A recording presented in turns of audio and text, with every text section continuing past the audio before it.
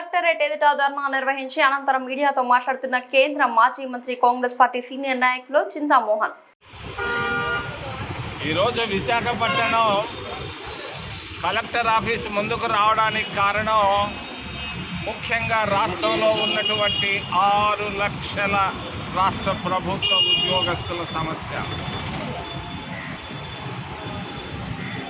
6 లక్షల మంది రాష్ట్ర ప్రభుత్వ ఉద్యోగస్తులు ఈరోజు కష్టాల్లో ఉన్నారు. రాష్ట్ర ప్రభుత్వ ఉద్యోగస్తులు అప్పుల్లో ఉన్నారు. 2 రూపాయలు 3 రూపాయలకు వడ్డీకి అప్పులు తెచ్చుకొని బిడ్డలు చదివిస్తున్నారు.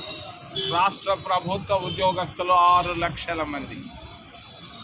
మరి 1958లో కాంగ్రెస్ ప్రభుత్వం ఉన్నప్పుడు పిఆర్సీని తీసుకొని వచ్చింది, పే రివిజన్ కమిషన్ని.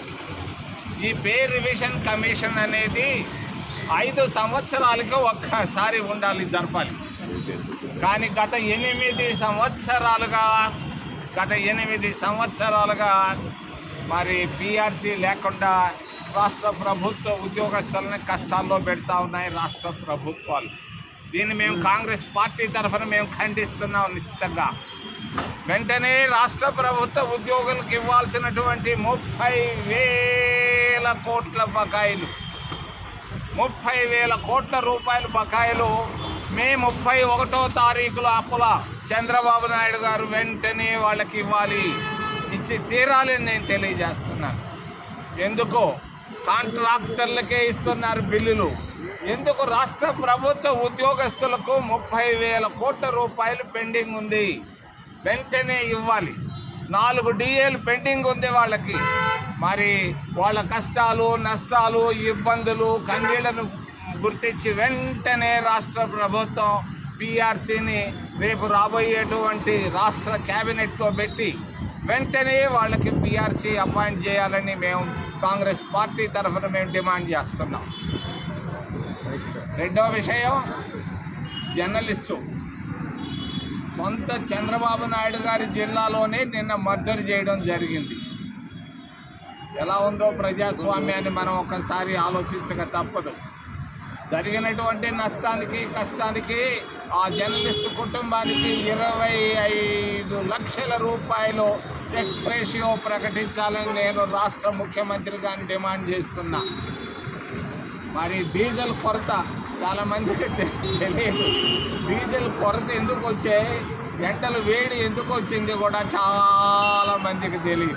డీజిల్ కొరతకు బాధ్యత యుద్ధం ఎందుకు వచ్చింది ప్రపంచంలో చాలామందికి తెలియదు.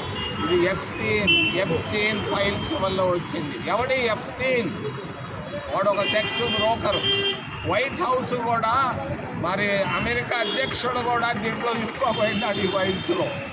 ఈ వైల్స్ నాశనం చేసేదానికి కొరకుగా మరి ఇరాన్లో టెహరాన్లో వాళ్ళు బాంబులు వేస్తున్నారు. మిసైల్స్ వల్ల వేడి ఎక్కువైంది. విశాఖపట్నంలో కూడా వేడికి కారణం ఎప్స్టీన్ ఫైల్స్. చివరిలో విశాఖపట్నం ఎయిర్పోర్ట్ మూసేయడం మంచిది కాదు. చంద్రబాబు నాయుడు గారు 2 సార్లు టెండర్లు పిలిపించాడు, నాకు తెలుసండి. ఎయిర్పోర్ట్ అథారిటీకి వచ్చిన దాన్ని కూడా వేరే ప్రైవేట్ వాళ్ళకి ఇచ్చాడు. మరి విశాఖపట్నం ఎయిర్పోర్ట్ మూసేయొద్దు చంద్రబాబు నాయుడు గారు, ఇది తప్పు. రూరల్ కనెక్టివిటీ కింద భోగాపురం వచ్చింది, అది ఉండి ఇది ఉండి, కానీ దీన్ని మూసేసి ఆడబెడతానంటే కుదరదు. దీన్ని మేము కాంగ్రెస్ పార్టీ తరఫున ఖండిస్తూ, విశాఖపట్నం స్టీల్ ప్లాంట్ ఏమైంది, ఎందుకు క్యాబినెట్లో మరి మోడీ అన్నీ మాట్లాడుతున్నాడు, పనికిరాని విషయాలన్నీ మాట్లాడుతున్నాడు. విశాఖపట్నం స్టీల్ ప్లాంట్ నేను ప్రైవేటైజ్ చేయనని మోడీ నోట్లో నుంచి రావాలి తెలియజేస్తూ, ఏదైనా ప్రశ్నలు ఉంటే అడగమని మిమ్మల్ని చేతులు ఎత్తి ప్రార్థిస్తున్నాను.